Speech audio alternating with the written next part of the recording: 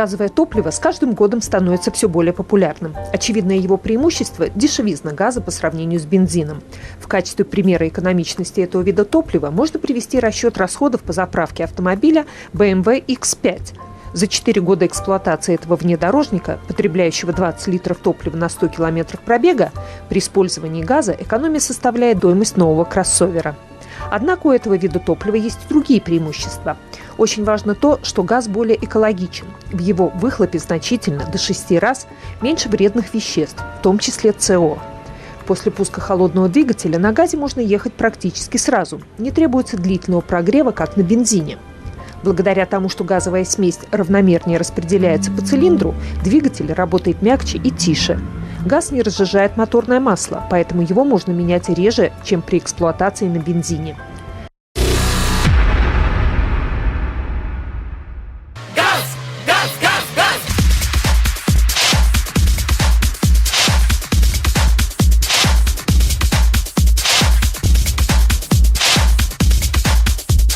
Что такое газовое оборудование, что за газ используется в вашем оборудовании? Газ у нас смесь газа под пропан-бутановская смесь. Какое октановое число у нашего дорогого газа? Цифр нету, так что я не могу утверждать, какое у нас октановое число по газу. А так по стандарту 100 должно быть октановое число непосредственно от бензину. Ну, то есть выше 95-го? Да.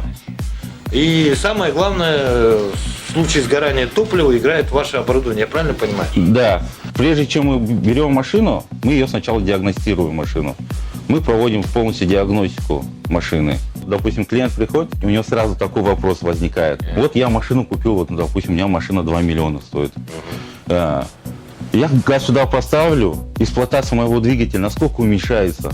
Если двигатель полностью исправен, он вообще практически газ никакого не мешает.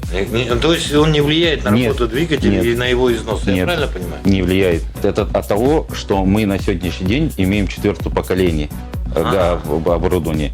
Мы когда имели 3-е поколение, там мы настраивали все на слух, дедушки способом, подкрутили, на газ нажали, работает двигатель прекрасно, не работает. Все зависело от мастера, да? Да, да, просто не было такого оборудования.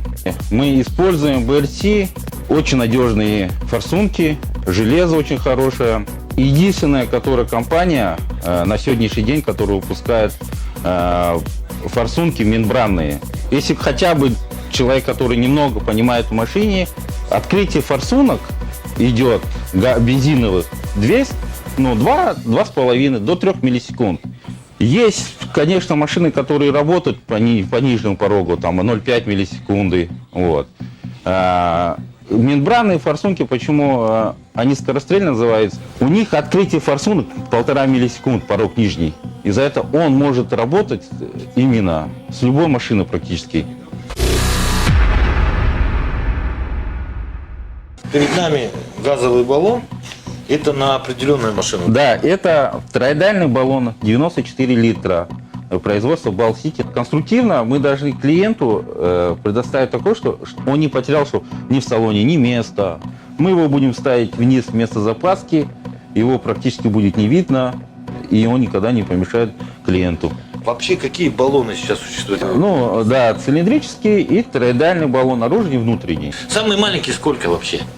35 литров. 35 литров? Да, тороидальный баллон. А он сколько вот весит? Ну, он где-то вот такой баллон. Баллончик, да? Можно сказать. Если брать статистику, у нас часто, например, недавно пожары были, да, 2 машины из-за газового оборудования сгорело. Это говорит о том, что это было поколение прошлых лет или как?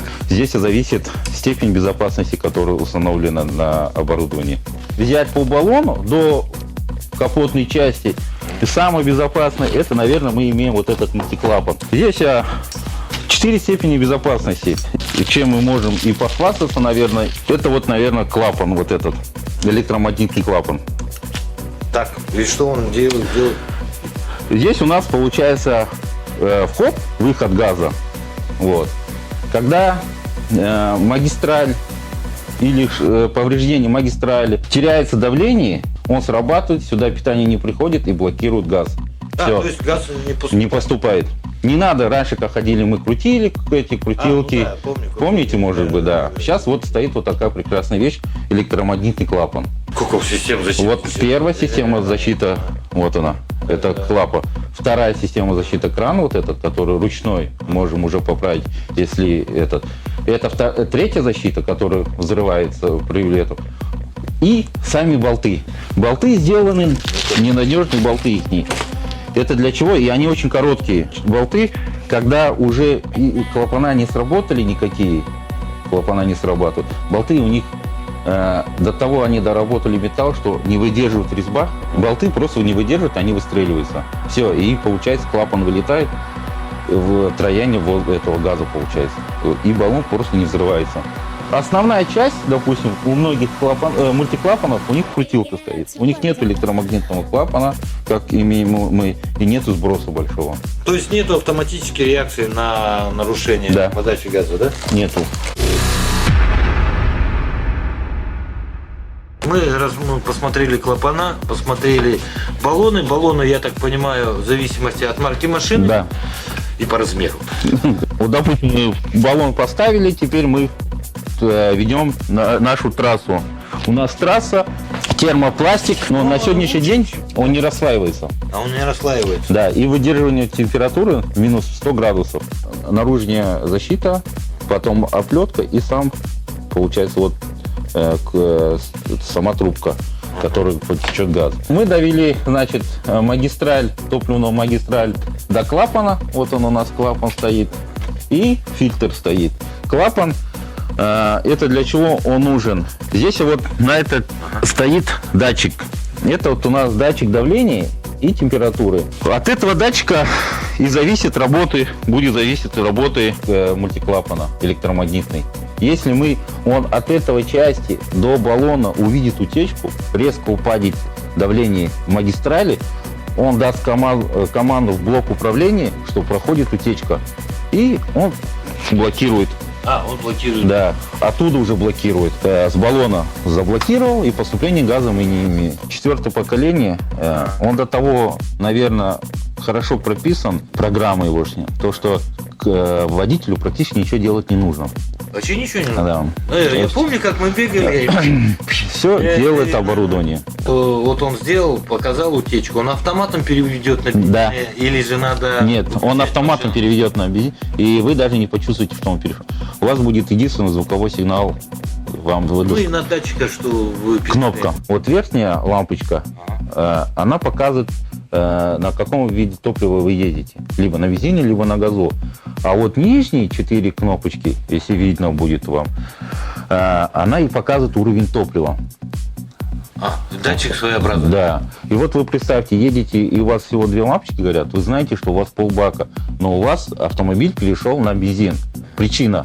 Либо у вас с оборудованием что-то случилось, либо утечка. Мы, допустим, когда отдаем машину, мы эксплуатацию машины, потом объясняем, что происходит и как работать, в каких ситуациях, как оно будет вести и что для этого надо сделать. Каковы гарантии вот вашего сервиса? Мы даем на форсунки 150 тысяч километров на вот эти форсунки. Гарантия идет по, как мы его, грубо говоря, называем, по железу. Редуктор, клапана. Это дается 100 тысяч километров.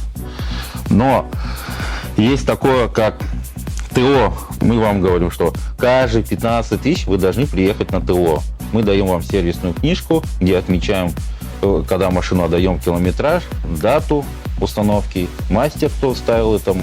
Все. Отдали вам эту машину. Через каждые 15 тысяч вы должны приехать. Если вы свои условия не выполняете, мы свои не выполняем. Условия практически у нас у всех одинаковые. Независимости премиум машина класса или обычного машина. Здесь просто получается, что вы платим мы, наверное, в первую очередь за безопасность.